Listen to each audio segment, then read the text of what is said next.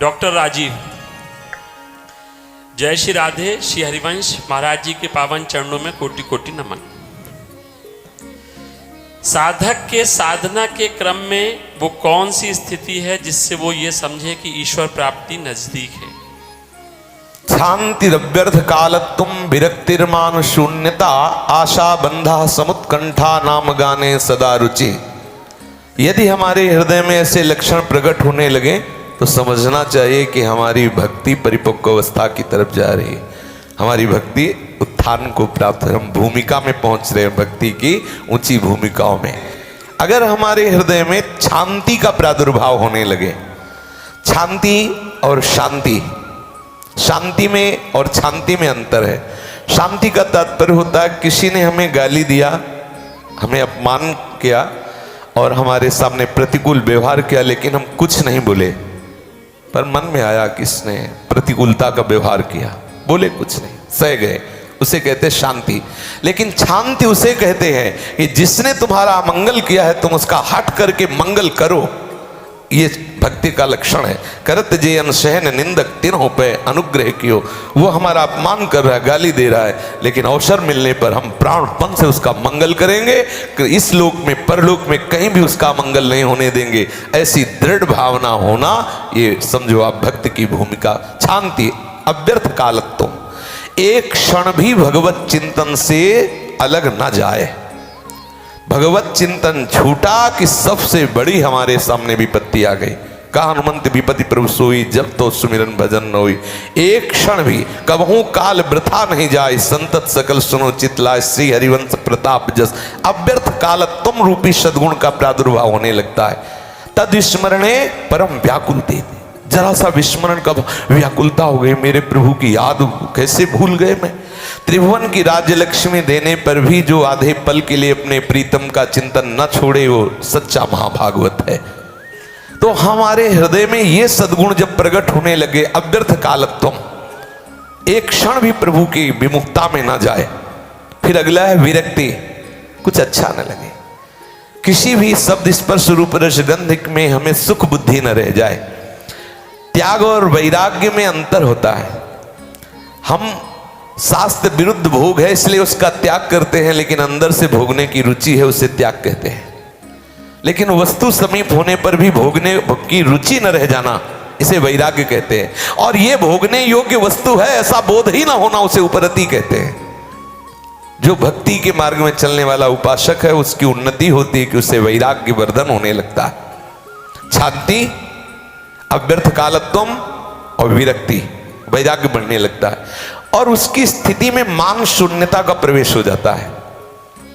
कोई उसे प्रणाम करे, सम्मान दे तो उसे अच्छा नहीं लगता।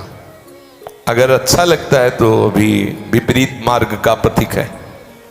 सम्मानम कल्याति घोरगरलम नीचापमानम सुधा, श्री राधा मुरलीधरो भज सके वृंदावनो मात्याज। श्रीपाद प्रबोधानंद सरस्वती जी महाराज कह रहे हैं, हे सके वृंदावन को मत छोड़ना, सम्मान को घोर विष के समान समझना और नीच पुरुषों द्वारा की हुई अपमान को अमृत के समान समझना और ब्रजवासियों की टूक मांग करके राधा माधव का सदैव चिंतन करना। वृंदावन को एक क्षण के लिए मत छोड़ना। अगर हमारे हृदय में मान प्राप्ति की लालसा है तो अभी अज्ञान है। अगर भक्त है तो सर्वत्र भगवान है तो अपने आराध्य देव से मान चाहता है क्या? अगर ज्ञानी है तो दूसरा कोई है नहीं तो मान किससे चाहता है? क्योंकि सर्वम खलमिदम ब्रह्म और ब्रह्म अहम ब्रह्मास्मि, वो हमारा स्वरूप है। तो दूसरे से दूसरा है नहीं तो मान किससे? अगर भक्त है तो सर्वत्र अपने आराध्य देव की भावना से मगन होना है तो मान कैसे चाहता है? अगर मान चाहता है तो अज्ञानी है, ना वो भक्त है ना ज्ञानी है। तो मान शून्यता, उस उपासक के हृदय में मान शून्यता की वृत्ति बढ़ने लगती है। शांतिर्व्यर्थ कालत्वम विरक्तिर मान शून्यता आशा बंधा, उसके हृदय में दृढ़ आशा हो जाती है, इसी जन्म में मुझे भगवान मिलेंगे, इसी जन्म में मुझे प्रिया जी का दासत्व। आशास्य दास्यम वृषभानुजायास तीरे समध्यास्य च भानुजाया, कदानु वृंदावन कुंजवी थी सुहामनु राधे हृतिर्भवेयम। लाडली कभी ऐसा होगा कि मैं वृंदावन की कुंज वीथियों में मधुकरी मांग रहा हूं और आप मुस्कुराती हुई मिलो और अपनी दास्ता प्रदान कर दो, तू मेरी दासी हो जा। ऐसी कभी कृपा करो लाडली जो। तो वृंदावन की वीथियों में विहरण करने वालों को राधा दास्य की भिक्षा मिलती रहती है। दृढ़ आशा करें कि इसी जन्म में मुझे राधा दास्य प्राप्त होगा, या मुझे भगवत प्राप्ति होगी, या प्रेम प्राप्ति। जो अपना लक्ष्य बनाए है उस लक्ष्य में दृढ़ता आने लगती है। जब साधक की अध्यात्म उन्नति होती है, दृढ़ आशा बन जाती है कि निश्चित मिलेंगे प्रभु, निश्चित मिलेंगे। आशा बंधा समुत्कंठा, उत्साहवर्धन होने लगता है। किसी भी परिस्थिति में उपासक का उत्साह नहीं नष्ट हो सकता। जैसे अपने लोगों में क्या है, थोड़ा सा हार आई कि हम उत्साहहीन हो जाते हैं। अब क्या करें, इतना हम प्रयास कर रहे हैं फिर भी ऐसी त्रुटि हो गई है, इतना हम कर रहे हैं अब तो मुश्किल है इस मार्ग में चल पाना, निराशा आ जाती है। उस साधक में निराशा नहीं आएगी। उत्साह संपन्न मदीर्घ सूत्रम क्रिया विधिज्ञम व्यसने सुसक्तम सूरम कृतज्ञम दृढ़ सौहृदंच लक्ष्मी स्वयं याति निवास हेतु। चाहे उसे भक्ति स्वयं याति निवास हेतु कहो, जिसके हृदय में दृढ़ विश्वास है, पूर्ण उत्साह है, कई बार हराएगा मन। देखते हैं अविनाशी का बच्चा कितनी बार हराएगा, तो एक बार तो तू मेरे दांव में फंसेगा ही फंसेगा। उत्साह संपन्न, हरा, मेरी हार में भी जीत है, तू हरा, हारे को हरि नाम, देखते कितना हराएगा। वो उत्साह पूर्वक प्रतिपल नाम जपने लगता है, नाम में उसे सुख मिलने लगता है।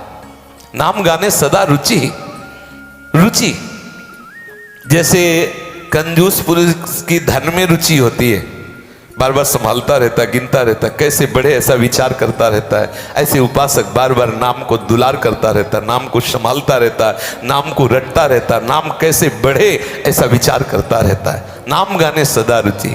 आसक्ति तद्गुणाख्याने, हम जिनकी आराधना कर रहे हैं उनके गुणों का वर्णन करने में, उनके गुणों का श्रवण करने में आसक्ति हो जाए। आसक्ति, जी नहीं सकते हम बिना चर्चा किए, बिना चर्चा सुने, ये बात आने लगती है उस उपासक के हृदय। हम जी नहीं सकते। आसक्ति तद्गुणाख्याने। और फिर है प्रीति तद्वसति स्थले, जहां हमारे प्रीतम ने लीलाएं की है उस लीला भूमि में ऐसी प्रीति हो जाती। प्राण तजो बन ना तजो कहो बात को ला। मैं प्राण त्याग सकता हूं लेकिन अपने प्रीतम की लीला स्थलियों का त्याग नहीं कर सकता।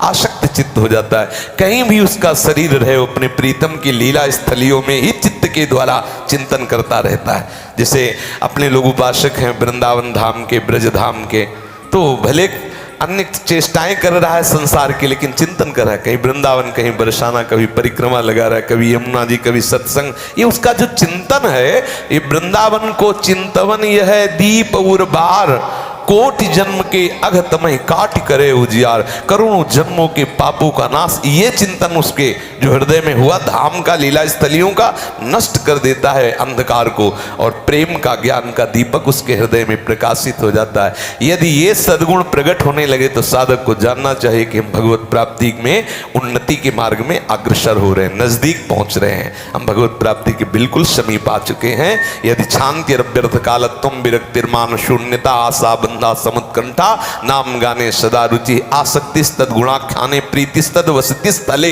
ये लक्षण आने लगे। समझ रहे?